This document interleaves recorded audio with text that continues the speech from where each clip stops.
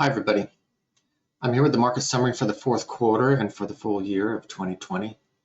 And what a year it was. Despite the pandemic, there were positive returns across all categories pretty much. My contact info is there if you want to reach out, and I'll go through the slides quickly.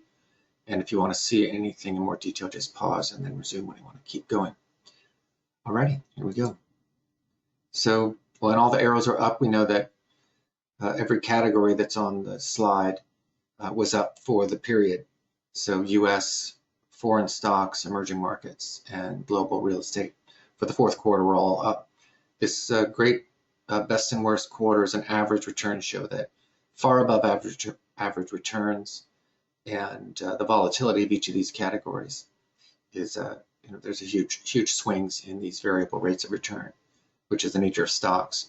Fixed income does have some variable rates of return, but volatility from the all-time highs to the all-time lows are much less. If we switch from the fourth quarter view to the full year view, you can see that all the quarters put together, even though we had a very big decline in the first quarter, the market snapped back really quickly and ended the year with the US stock market up a lot. Developed foreign had solid gains, and first time in a long time, emerging markets behaved pretty well. So that kind of implies that investors are starting to take risk again. And then good returns for both the US and global bond market. Again, these best and worst and average show that there's tremendous volatility in most of these categories. And this year's returns were far in excess of what most year's returns are, except for, of course, the negative returns in global real estate, which was positive for the fourth quarter, but overall declined. And this just zooms out a little bit into the annualized 1, 5, and 10-year returns. And the 1-year returns, of course, are positive except for real estate. When you go out 5 years, you tend to get more uniformity and more positives. And then over the 10-year period, positive returns across all categories.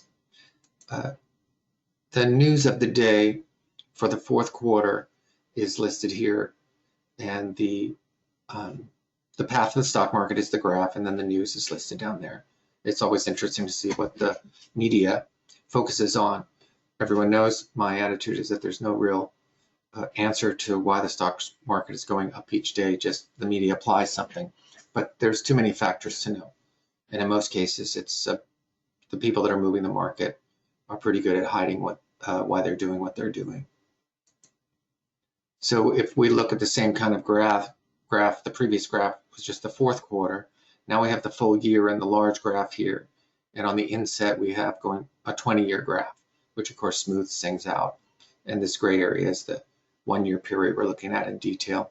I just called out one thing. Most clients know that I have a antipathy towards using statistics to scare people. The media is trying to get you to either trade or, be exposed to ads. They want eyeballs. So this, calling out this area down here where the Dow dropped more than 4%, which is no big deal, but they use some hyperbole, the largest one-day point decline. And I'm just pointing out point declines are irrelevant because the 89-point decline of 57 points was a 20% decline. Now the S&P is 3,300. So 135-point decline might very well be the largest point decline in history, but it's far from being anything serious. But you're going to see tons of headlines on that. And so when I open the news and I see what are misleading, because it does scare some investors, I just want to call it out. So hopefully you'll inoculate you from the hyperbole of the financial press. Now we're looking at world asset classes again. This is a fourth quarter slide.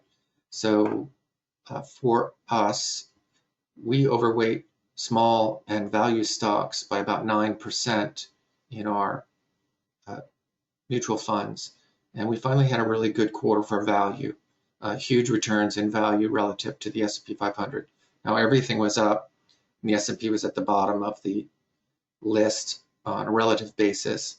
But you'll see in the next slide that for the year, the US is closer to the top and value is all in the bottom. So The trend over the last 10 years has been that growth has been better than small in value, large in growth, about 7 out of 10 times over the last 10 years. And that happens.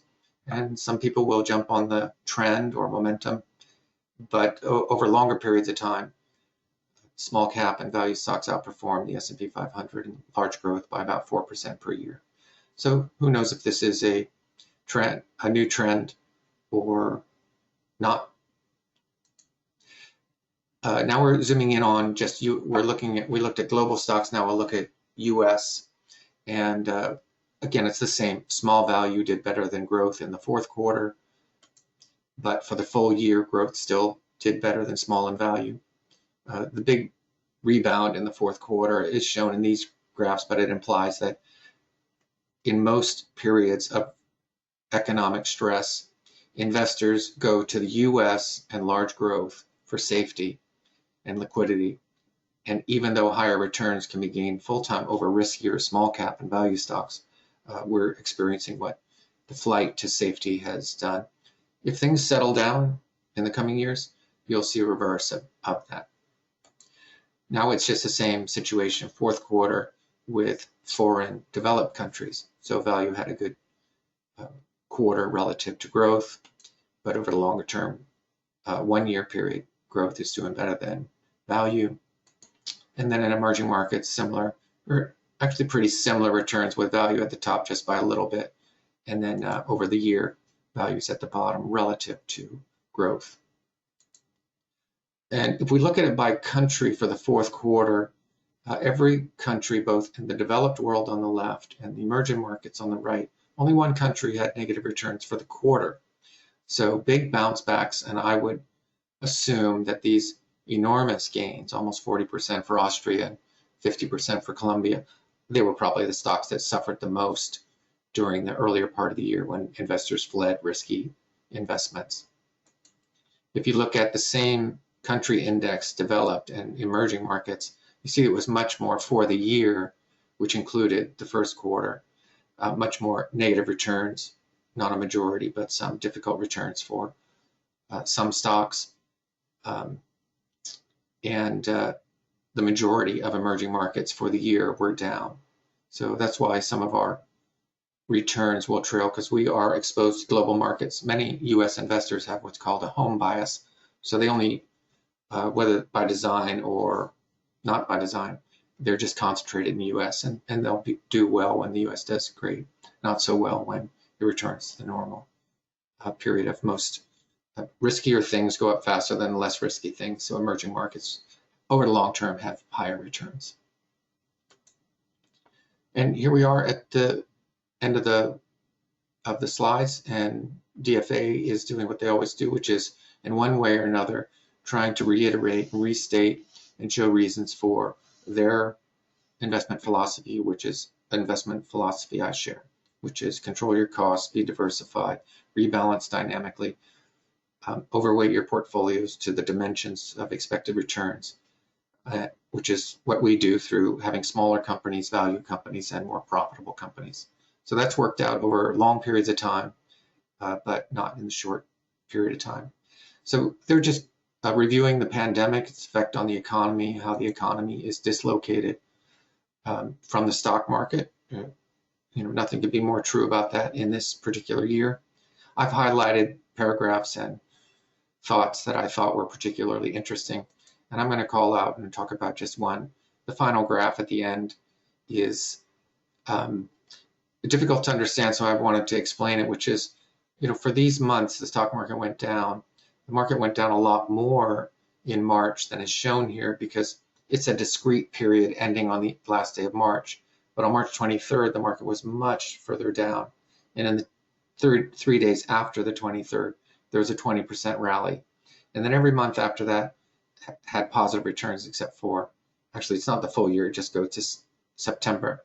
So these are returns.